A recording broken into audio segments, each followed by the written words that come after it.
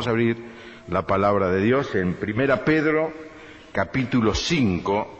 Vamos a leer desde el versículo 7 en adelante, aunque el mensaje en esta noche se centra en el versículo 8. El título del mensaje es ¿Cómo no ser el almuerzo del león? Los cristianos tendemos a restarle importancia o disminuir la importancia que tiene la oposición, el enemigo. Y tenemos que entender que vivimos en el universo creado por Dios, en donde hay dos reinos. El reino de la luz, regido por Dios, y el reino de las tinieblas, regido por Satanás. Y estos dos reinos están en una permanente confrontación.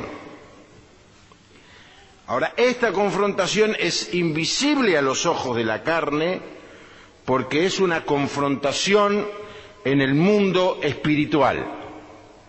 Es por eso que el apóstol Pablo le dice a los creyentes en la ciudad de Éfeso, en el capítulo 6, versículo 12, porque no tenemos lucha contra sangre o carne, sino contra principados, potestades, contra los gobernadores de las tinieblas de este siglo, contra huestes espirituales de maldad en las regiones celestes. Aquí el apóstol describe un mundo al que no vemos y que rara vez podemos comprender. Nos habla de principados, de potestades o poderes, gobernadores, huestes, ejércitos espirituales, y nos habla de un mundo espiritual que nuestros ojos no pueden percibir, pero que sí nuestro espíritu puede fácilmente comprobar. Nosotros que estamos en este mundo sentimos que hay dos mundos en colisión, el mundo de Dios y el mundo de Satanás. Y en esta noche quiero hablar de el mundo de Satanás, o más particularmente de este enemigo que la Iglesia tiene, que Dios tiene en primer lugar, que la Iglesia tiene, que cada creyente tiene, que vos y yo tenemos. Dice el versículo 7, echando toda vuestra ansiedad sobre Él, porque Él tiene cuidado de vosotros. Y ahora el texto, sed sobrios y velad, porque vuestro adversario el diablo, como león rugiente, anda alrededor buscando a quien devorar, al cual resistid firmes en la fe, sabiendo que los mismos padecimientos se van cumpliendo en vuestros hermanos en todo el mundo. Mas el Dios de toda gracia, que nos llamó a su gloria eterna en Jesucristo, después que hayáis padecido un poco de tiempo, Él mismo os perfeccione, afirme, fortalezca y establezca. A Él sea la gloria y el imperio por todos los siglos. Amén.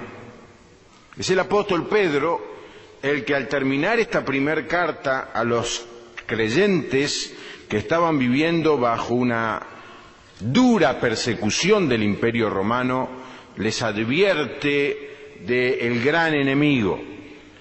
Y el texto es: sed sobrios y velad, porque vuestro adversario, el diablo, como león rugiente, anda alrededor buscando a quien devorar.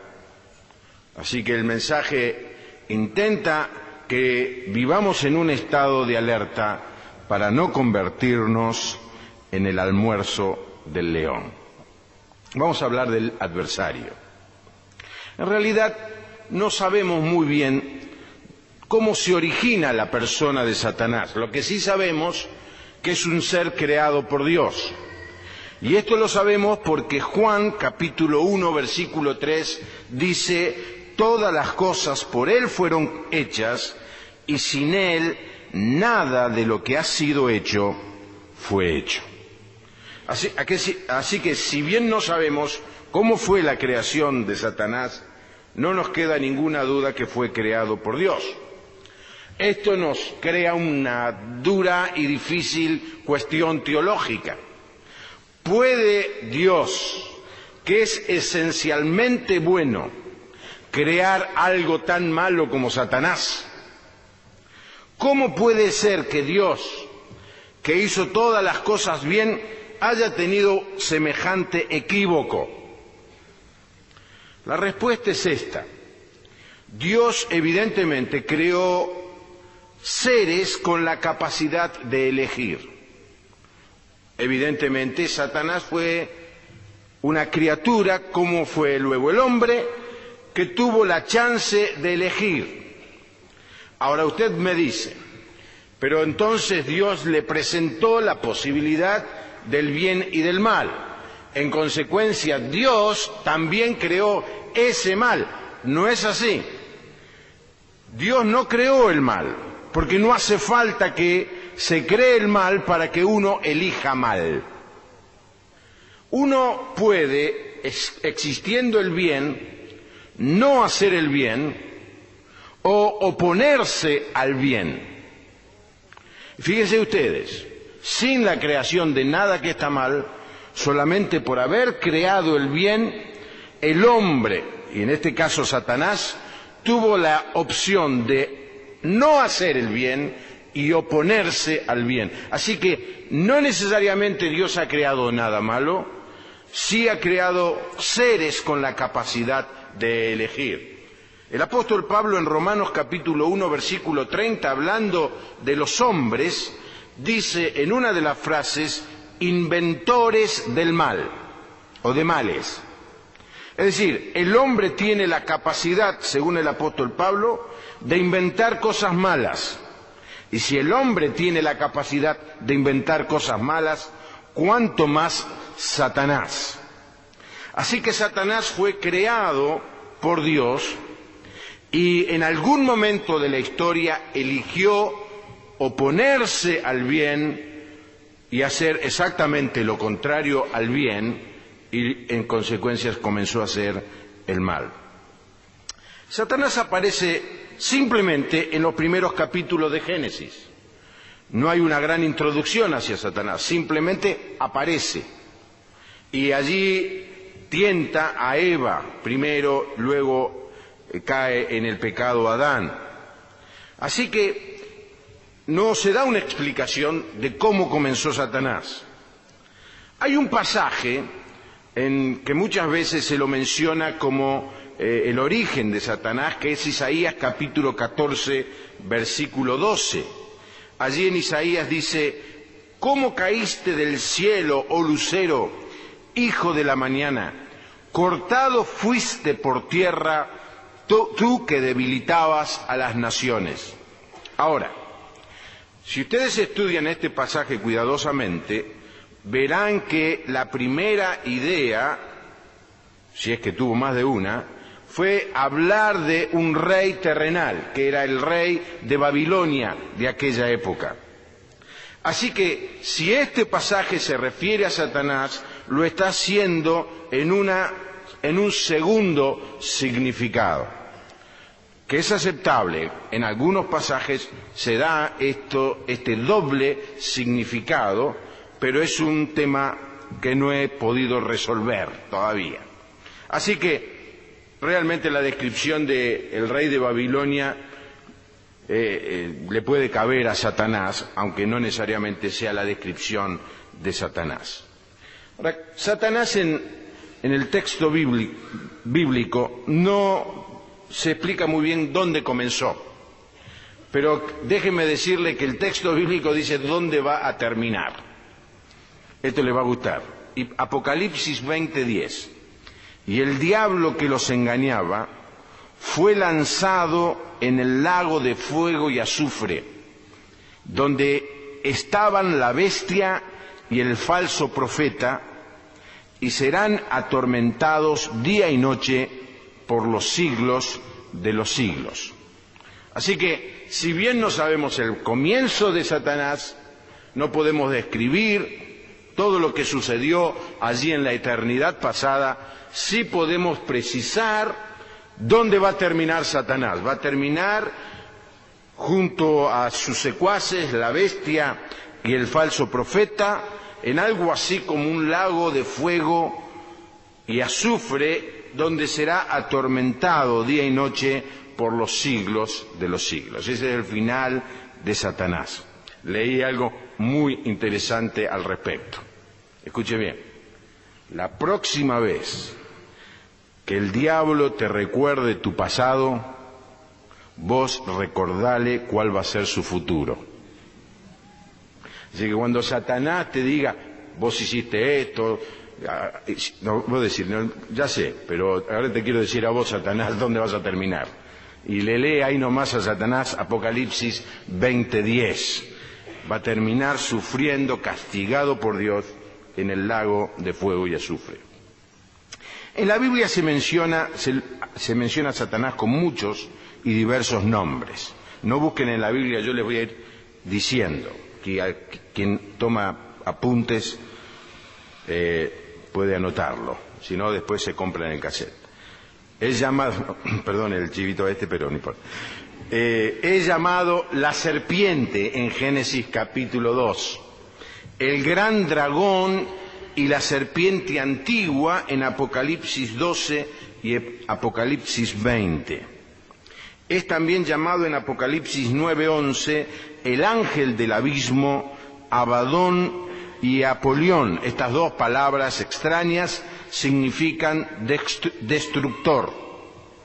En Apocalipsis 12:10 es llamado el acusador de los hermanos. En Mateo 12:24 es llamado Belcebú, el príncipe de los demonios. En 2 Corintios 6:15 es llamado Belial. Mateo 13:39, el Señor Jesús en las parábolas lo llama el enemigo. En Juan 8:44 lo llama mentiroso y el padre de la mentira.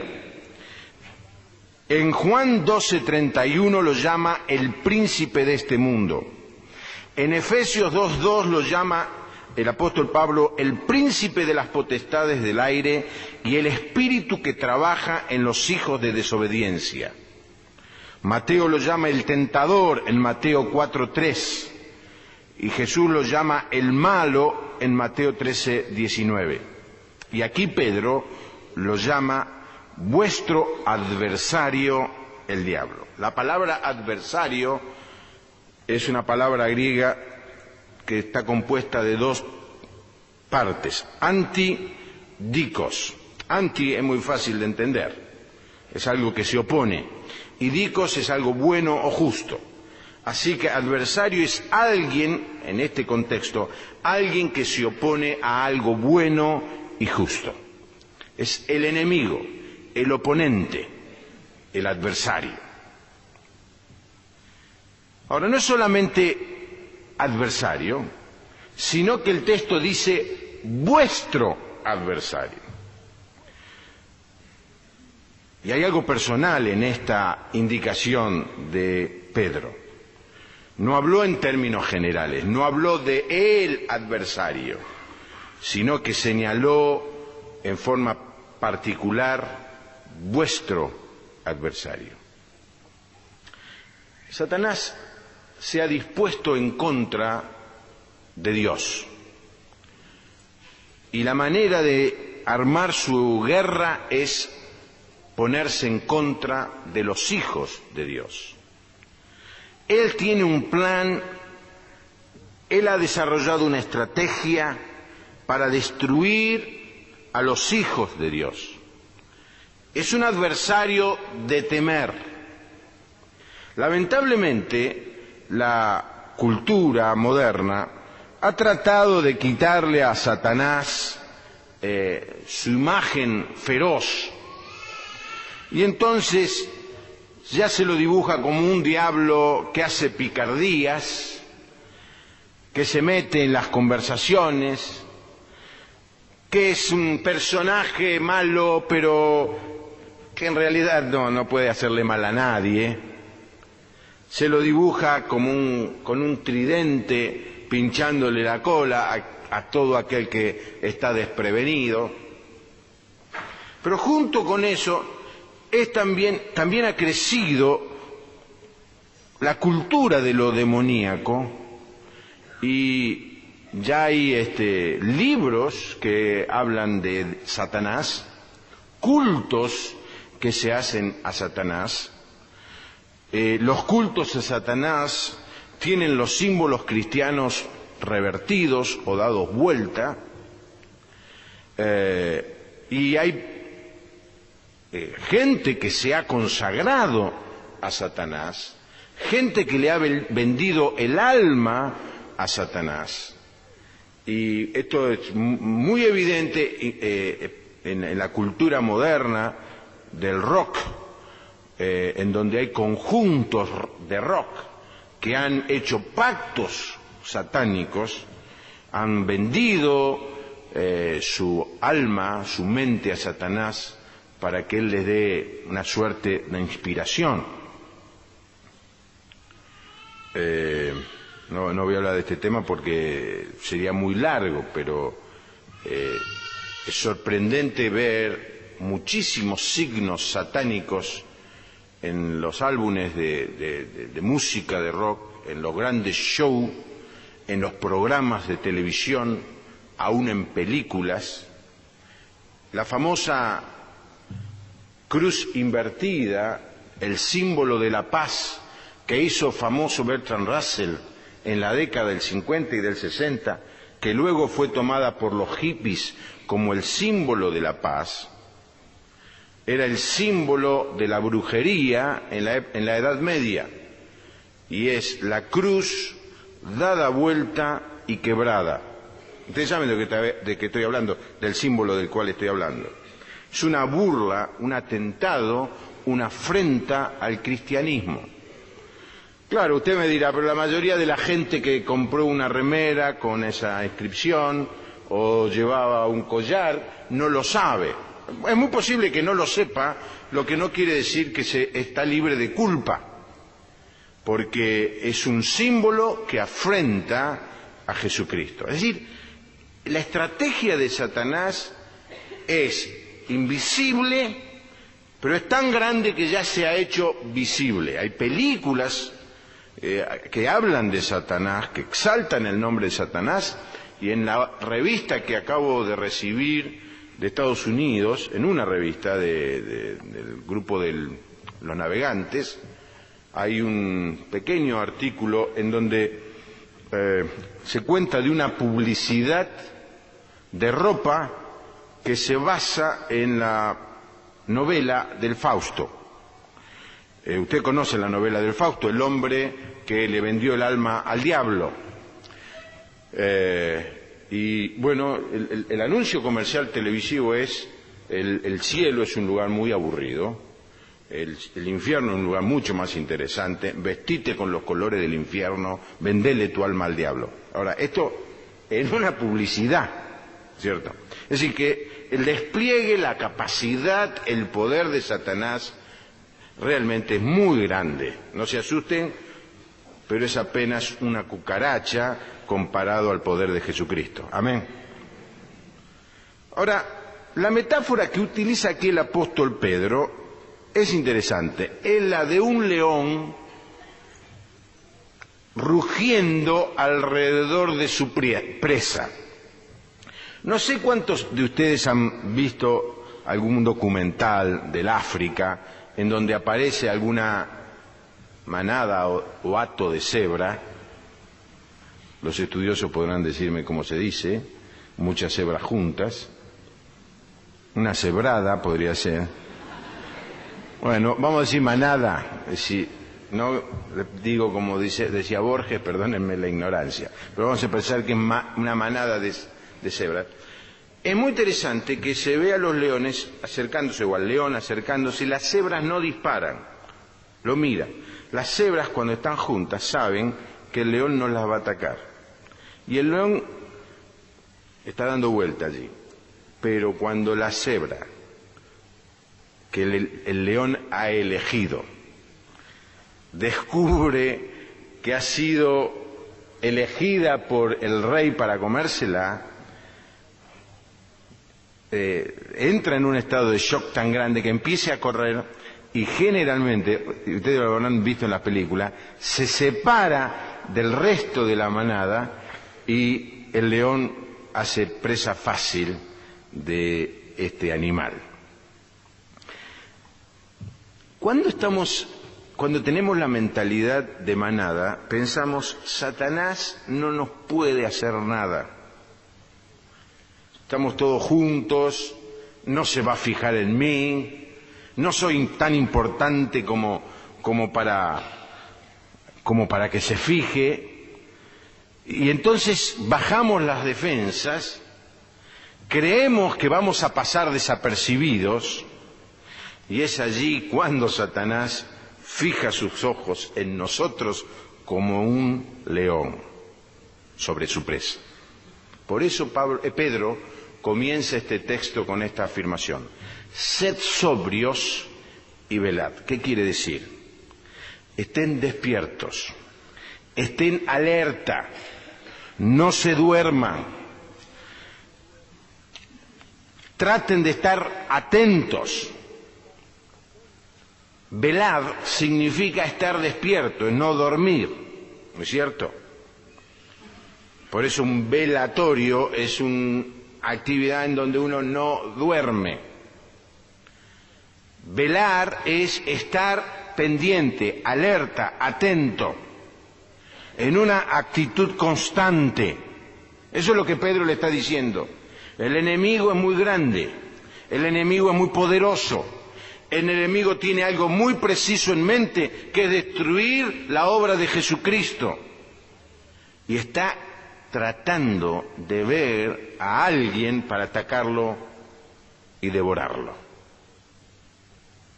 Ahora, es interesante la metáfora del león, porque el león es un animal experto en caza y que, dada su familia, necesita cazar permanentemente. Así que una cosa que podemos decir es la actividad permanente de Satanás. Solo Dios es un ser omnipresente. Satanás no es omnipresente, pero evidentemente viaja a gran velocidad porque está en muchos lados a la misma vez. Maneja un ejército de demonios y si bien no puede estar en todos lados, su presencia espiritual se puede sentir en cualquier parte. Puede ser, en primer lugar, puede ser encontrado en todas partes. Vayamos donde vayamos, allí está Satanás. Podemos ir al lugar más santo, más sacro, a la casa de Dios. Aquí está Satanás. Podemos ir a nuestra cámara más secreta, estar, como dice el Señor Jesús aconsejándole a sus discípulos cuando oren, allí en Mateo capítulo 6, ve a tu cámara más secreta, ahí estamos solos. Allí está Satanás. Cuando los misioneros que iban a lugares en donde el Evangelio no había llegado, llegaban con el mensaje del Evangelio y el nombre de Jesús, se sorprendían al saber que Satanás ya había llegado primero. Así que donde vayamos está Satanás. No solamente en los lugares, puede ser encontrado en nuestras actividades, en los negocios, en el trabajo, cuando nos vamos a dormir, cuando miramos las cosas que Dios nos permite hacer aún para la causa de su reino, aún en esas cosas bendecidas por Dios, podemos ver las astucias, las argucias de Satanás tratando de desbaratar la obra de Dios. Podés mirar tu vida y descubrir en las cosas que haces cómo hay una fuerza poderosa que trata de desbaratar, de destruir, de deteriorar, de matar, robar y destruir, como dice el Señor Jesús, todo lo que el creyente pueda hacer. Ahora, déjenme decirle otra cosa.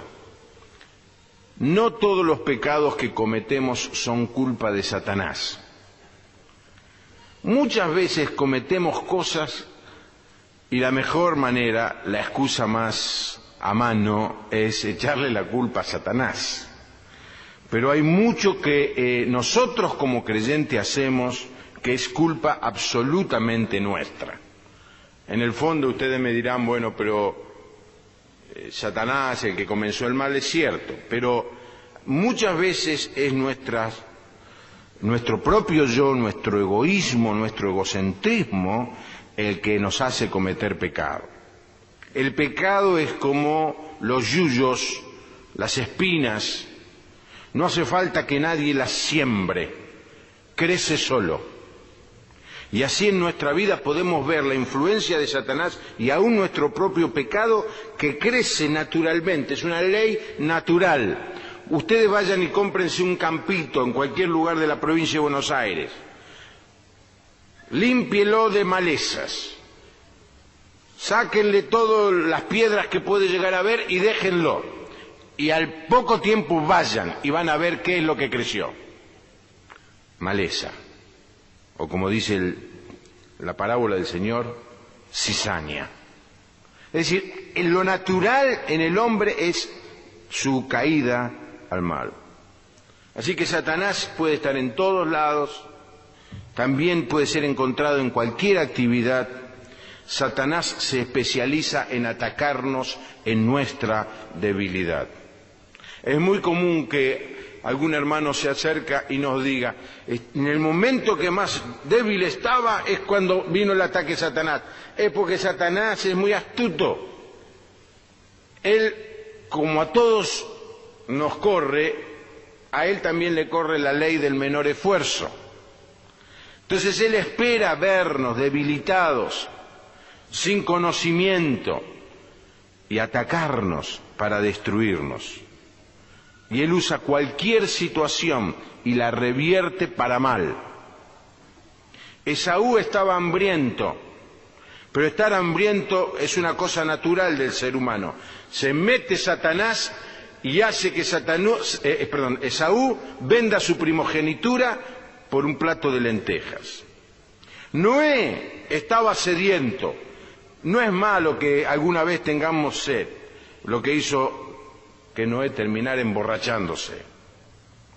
Pedro, que tenía una gran autoestima, pero poca fe, era capaz de llevarse el mundo por delante, pero cuando se vio acorralado, negó al Señor Jesús. Judas se encontró con 30 monedas de plata y una soga, y usó las dos cosas para el mal.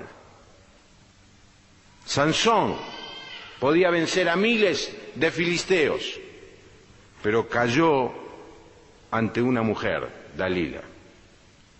Así que Satanás,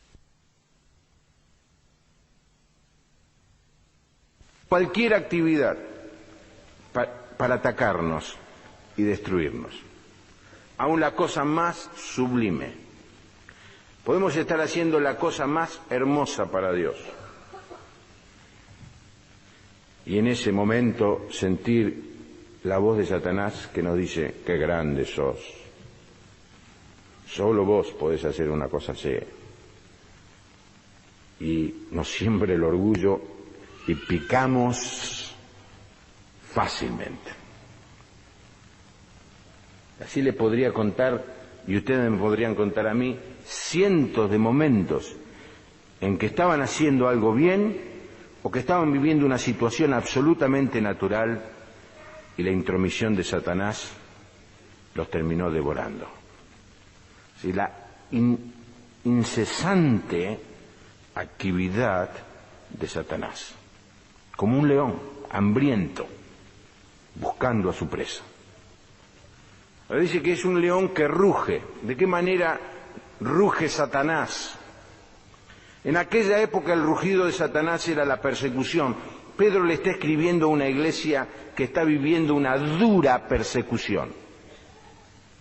Es interesante leer todo el pasaje. Pedro está tratando de animar en esta primera carta a los creyentes que estaban sufriendo, tenían que abandonar sus familias, abandonar sus casas, luego iban a comenzar a ser enviados a la cárcel, morir, en algunos casos crucificados, pero en la mayoría de los casos como espectáculo allí en los grandes centros que los romanos tenían para hacer espectáculos. Así que en medio de esa persecución el apóstol le dice, son los rugidos del león. Y quizá hoy podamos decir, aunque de ninguna manera a esa altura, a ese nivel, que vos sientas el rugido del león cuando se burlan de vos, cuando por ser cristianos te menosprecian, cuando te difaman, cuando te separan, te discriminan, te marginan. Ese es el rugido del león. Ahora hay una segunda manera como el león ruge, que es la que más nos toca, y es la tentación. Satanás nos ruge, nos asusta, nos hace caer, nos prepara como bocado para luego devorarnos,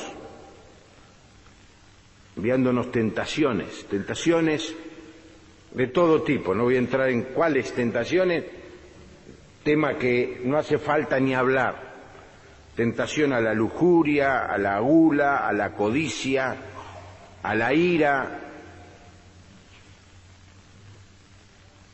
Fíjense qué interesante que la publicidad de Nike, que utiliza jugadores de fútbol de la selección argentina, habla de los pecados capitales, ¿no es cierto? No condenándolos, por supuesto.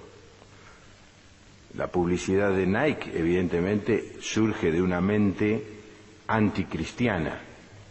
Ya 2 o 3 años atrás había puesto una publicidad donde decía que Dios no había podido hacer una zapatilla tan buena como Nike. Así que vaya a saber qué personaje maneja la publicidad de Nike.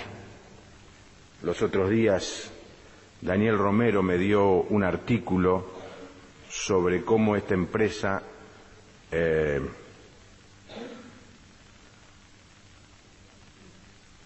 esclaviza a mujeres en el Medio Oriente, creo que era en Manila, en Singapur, uno de esos países. Le paga 6 pesos por mes, no la deja levantarse y si se molesta mucho hasta ha llegado a matar.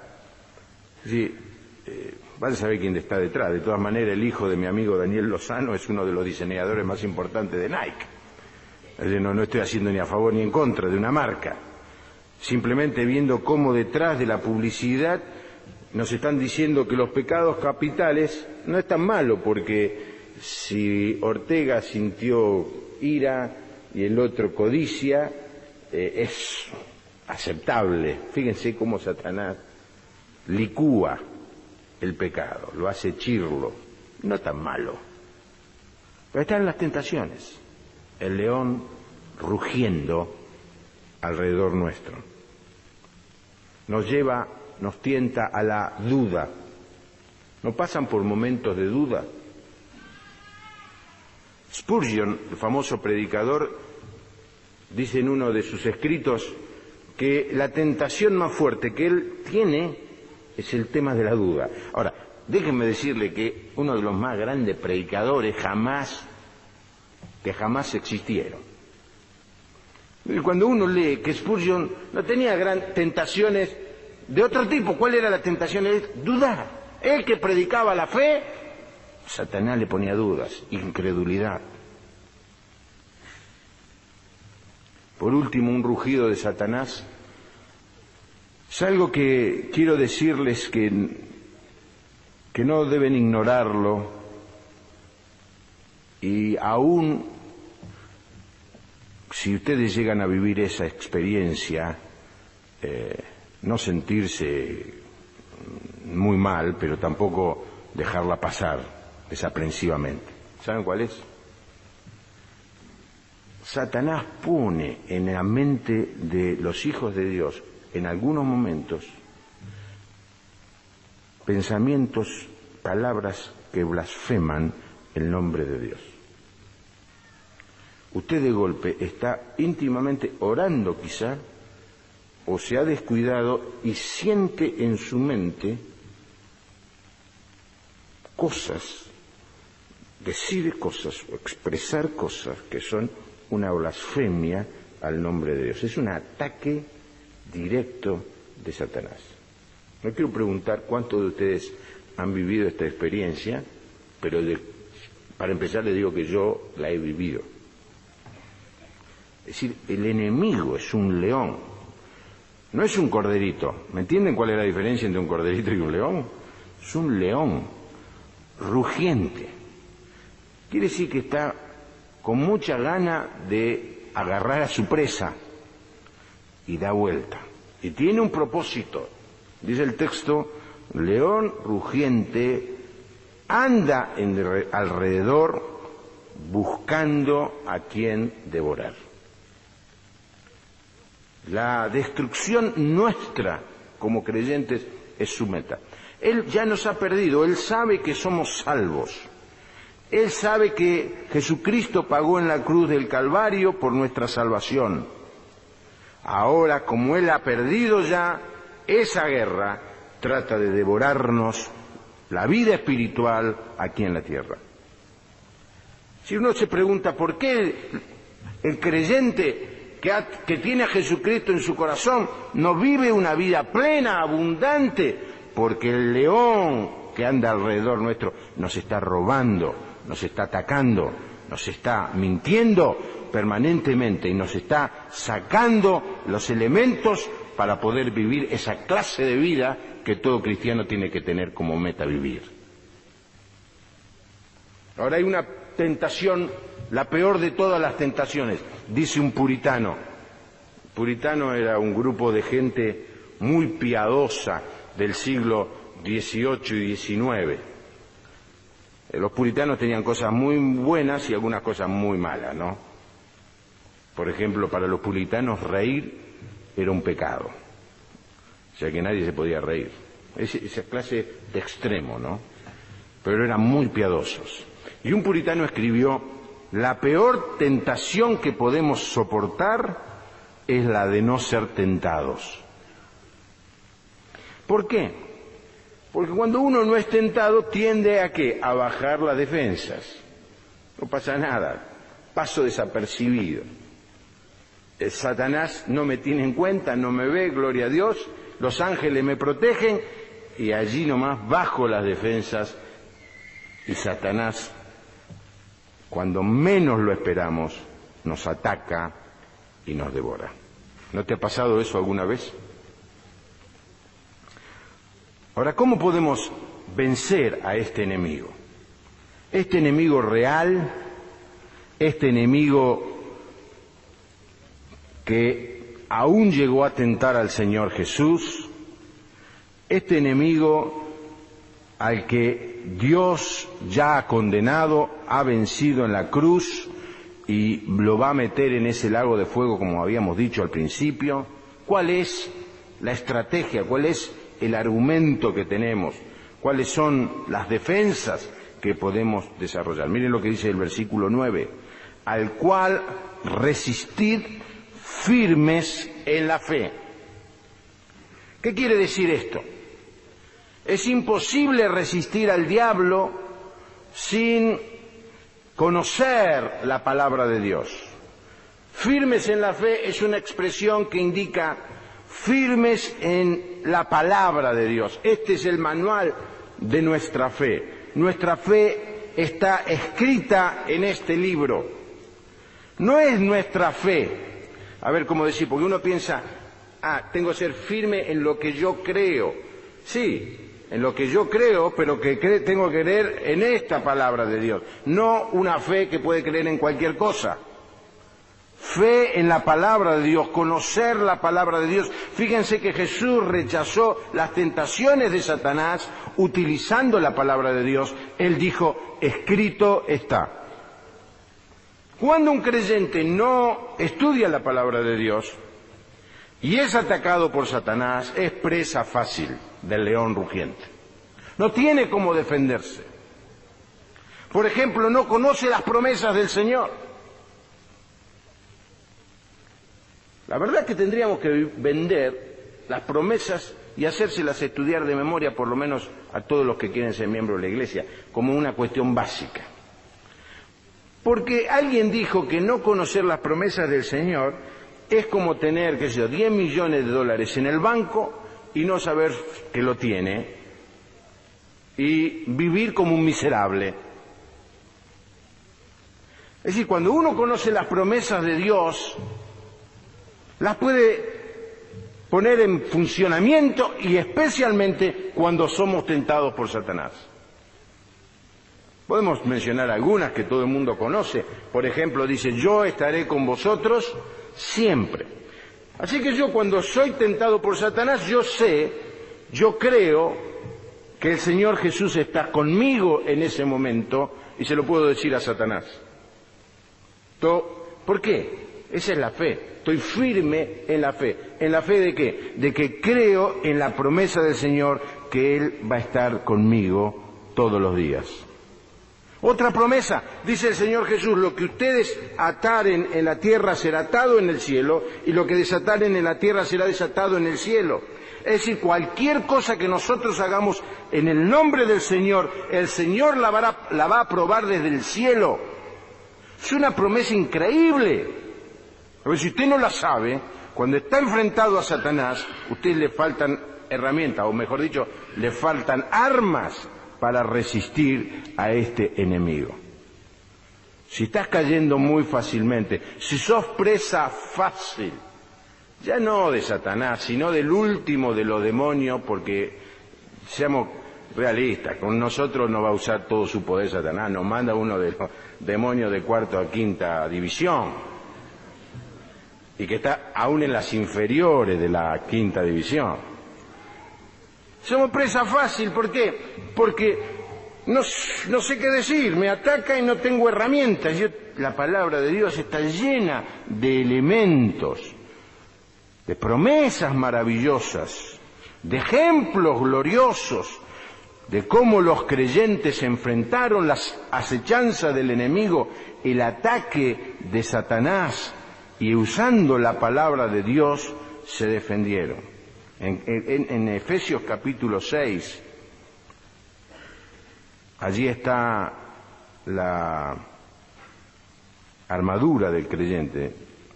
¿Es Efesios o en Gálatas? Bueno, ¿dónde estamos? Bueno, ahora vino a mi mente lo de la armadura del creyente. Toda la armadura del Señor tomad para poder vencer, cota de justicia y cinto de verdad, y del Evangelio vuestros pies calzad, y escudo de la fe, espada y yelmo de salud tomad.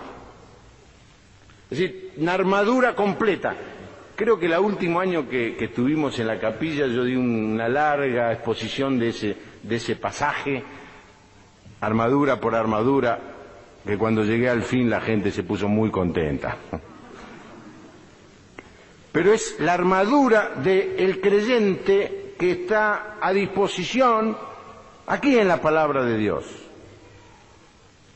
Y tenemos que conocerla. Si vos querés enfrentar al enemigo y resistirle en la fe, tenés que saber en qué estás creyendo y cuáles son las promesas y las armas que el Señor pone a tu disposición. Hay una segunda cosa, aparte de conocer, y es saber establecer la diferencia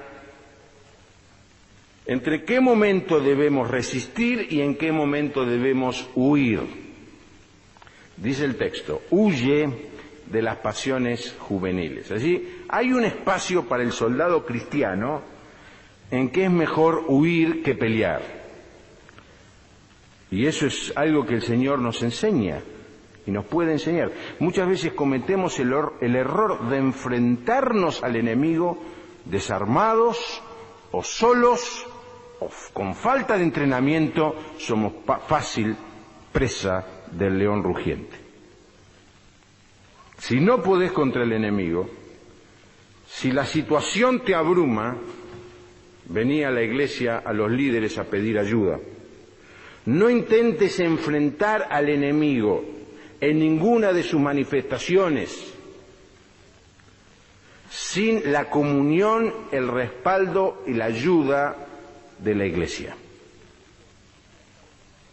En este punto, ustedes saben, hermanos, que la iglesia tiene un mensaje claro que los pastores han definido, y es que cualquier caso de presunción o que se confirme que la persona está sufriendo algún ataque demoníaco o esté literalmente endemoniada, es una tarea que los pastores nos hemos comprometido a hacer, los pastores. Podemos pedir la ayuda de otros, podemos ser enseñados y entrenados por otros porque estamos abiertos a aprender, pero es una actividad de los pastores. Pero si usted no confía que sus pastores tenemos la capacidad espiritual para hacer esa tarea, simplemente esta no es la iglesia en donde usted tiene que estar. Usted no puede confiar en el 80% de sus pastores, o no puede confiar en que sus pastores sirven para una cosa y no sirven para otra. Si usted ha elegido esta iglesia, ha elegido a estos pastores 100%. Los pastores no sabemos todo, siempre estamos aprendiendo. Hemos enfrentado estas circunstancias oportunamente y estamos dispuestos a enfrentarlas cuando sepamos que es algo que debemos hacer y no es una distracción del enemigo. Déjenme decirle que muchas veces el enemigo nos distrae con esto que es muy atrayente, lo de los demonios y qué sé yo. Y podríamos dedicar horas a hablar de experiencias de iglesias que expulsan demonios, pero yo soy amigo de esos pastores y todos ellos han tomado la decisión de circunscribir eso a cuestiones muy particulares y precisas. ¿Por qué? Porque una manera de neutralizar el poder de la iglesia es mantener a los pastores ocupados en hacer tareas que son fuegos de artificio del enemigo.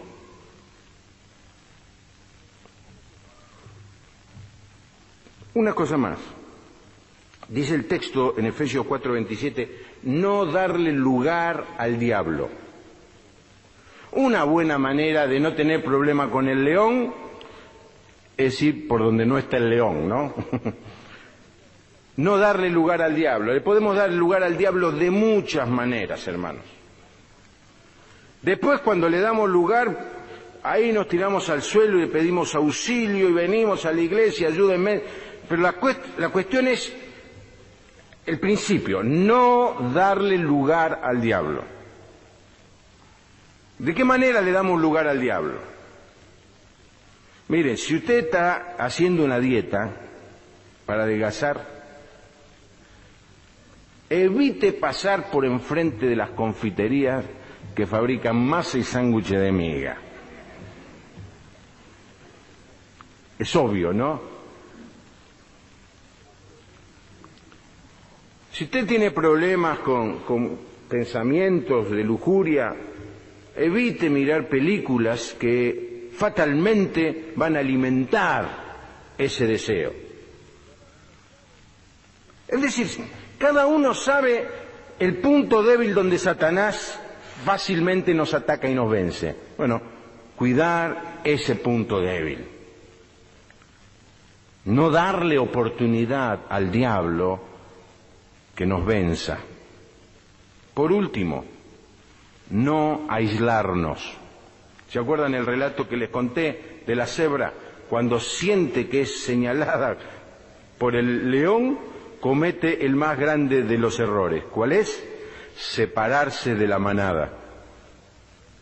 Y hermanos, cuando usted siente que está atacado por Satanás, es el momento en que más debe acercarse a sus hermanos y con toda honestidad decirle: yo siento que Satanás me está tentando. Y no tenga ninguna vergüenza, porque el Evangelio nos dice que Jesús fue tentado. El ser tentado no es un pecado, es el hecho natural de vivir la vida cristiana, de ser hijos de Dios y de tener un enemigo como Satanás es. Pero es casi un pecado o una necedad aislarnos, separarnos, creer que podemos vivir la vida espiritual solos en nuestra casa. Ahí somos fácil presa del enemigo. Satanás, como dice Martín Fierro, entra más fácilmente en la casa del haragán, del perezoso, del que le cuesta cambiarse para venir a la tarde a la iglesia, que cree que leyendo algún devocional o escuchando algún cassette o alguna radio, que jamás recomiendo, puede pasar. Y la vida cristiana es una vida para vivir en comunidad. Esto no quiere decir que la iglesia sea perfecta, definitivamente no lo es. No quiere decir que todos los hermanos sean perfectos, definitivamente no lo somos. Pero entre aquí y el cielo, el lugar mejor donde usted puede estar es la casa de Dios, junto a la familia de Dios. ¿Está solo? Fácil presa del enemigo. No es un corderito, es un león rugiente tratando de devorar. Así que el mensaje es estar alertas, estar mirando las acechanzas del enemigo, ver cómo él quiere forzar circunstancias para destruirnos, cómo se aprovecha de nuestras debilidades, cómo conoce cada una de nuestras flaquezas. Tenemos que estudiar eso. La mejor manera de definir la estrategia es colocar el máximo de nuestro potencial en el punto más débil del enemigo. Satanás hace eso. No ataca el lugar donde más fuerte estamos, ataca el lugar donde más débil estamos y toma ventaja y nos devora. Y Pedro le dice, y Pedro nos dice, y el Señor nos dice, y el Espíritu Santo dice: estad sobrios y velad. No es chiste, es verdad. Es el enemigo. Muchas veces ha tomado partido, ha tomado ventaja, te ha ganado, te ha devorado. Quizá te haya devorado el gozo de la salvación. Quizá te haya devorado esa pasión que tenías cuando comenzaste a vivir la vida cristiana. Quizá te haya devorado ese amor que tenías por los hermanos y hoy no sentís nada. Ese afecto entrañable se te escapó. No, se te escapó. Satanás te lo devoró. En algún momento le diste ventaja y él se aprovechó de vos. Ahora, podemos resistir firmes en la fe. ¿Por qué? Porque fíjese cómo termina el pasaje. El pasaje dice así: mas el Dios de toda gracia. ¿Qué quiere decir? Después de decirle todas las cosas que puede hacer Satanás, Él, el Dios de toda gracia, nos llamó a su gloria eterna. Estamos medio derrotaditos, pero tenemos destino de eternidad y de gloria. ¿Amén, hermano? ¿Quién fue el que dijo ese amén? Lo felicito, hermano. Al fin hay uno con un poquito de fuerza que en la congregación. Después que hayáis padecido un poco de tiempo, Él mismo os perfeccione. Es decir, que yo le puedo pedir al Señor, Señor, perfeccioname. Le puedo pedir, Señor, afirmame. Señor, fortaleceme. Señor, establece tu reino en mi vida. Porque acá está, Él lo dice. El Dios de toda gracia quiere hacer eso. Está empecinado a hacer eso en nuestra vida al punto que le dejemos. Amén, hermano. Ahora, la más grande de las argucias de Satanás es dejar a la gente perdida alejándose de Dios. Y si bien el Satanás ataca a los hijos de Dios, hace una tarea todavía mucho más tremenda, y es endurece el corazón de aquellos que todavía no le han entregado su vida a Jesucristo. Y quizá alguno de ustedes en esta noche, alguien que está aquí, todavía no tenga a Jesucristo en su corazón. Y escuche lo que Satanás hace. En primer lugar, la astucia de postergar. Déjalo para mañana. La otra astucia es endurecer. Crea dudas, ¿será cierto? ¿No será una imaginación? Pensalo bien. Y de una vez que uno ha escuchado el mensaje del Evangelio y no ha respondido, se va creando un callo en el corazón, al punto que cuando hay personas que de golpe se dan cuenta de su necesidad y quieren creer, no pueden creer porque el corazón lo tienen endurecido. Dice el texto: si oyereis hoy su voz, no endurezcáis vuestros corazones. Se puede endurecer el corazón al mensaje de Dios. Así que, si no tenés a Jesucristo en tu corazón, Satanás te está destruyendo, te está devorando. Quizá te está haciendo muy feliz, quizá te está trayendo prosperidad, quizá te está haciendo vivir una vida fácil, pero te está robando la eternidad, nada menos. Abrile tu corazón al Señor Jesús y destruí la más grande de las acechanzas del diablo. Inclinamos nuestro rostro para orar.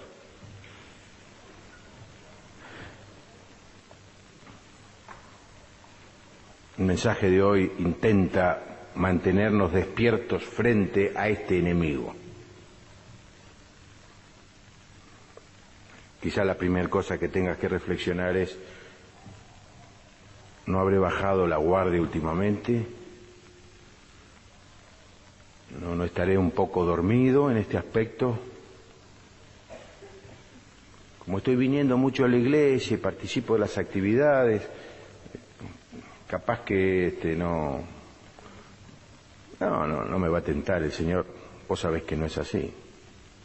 La peor tentación es que no estés tentado, que no seas tentado. Pero estoy seguro que la mayoría está sintiendo, sí, ahí anda alrededor mío, lo percibo, en el trabajo, en la escuela, aún en casa, en la calle, mientras juego, mientras hago deportes. Ahí está el león. El león no se va a ir, ¿eh? No le puedes pedir al Señor: Señor, mata al león. El león va a estar acá hasta que al final de todo Él lo va a meter en ese lago de azufre. Mientras tanto, nos dice resistir al diablo. Y Él, ¿qué dice el otro pasaje? Huirá de vosotros. ¡Qué grande! ¿Y cómo lo podemos resistir? En el nombre del Señor Jesús. Por la autoridad que el Señor me ha dado como hijo suyo, rechazo el embate del enemigo en el nombre del Señor Jesús. Satanás, Jesús ya te ha vencido en la cruz. Tu futuro es la condenación eterna. No tenés nada que hacer con ninguno de tus hijos, no tenés nada que hacer con mi vida. Soy propiedad de Jesucristo que me compró con su sangre preciosa. Amén, hermano.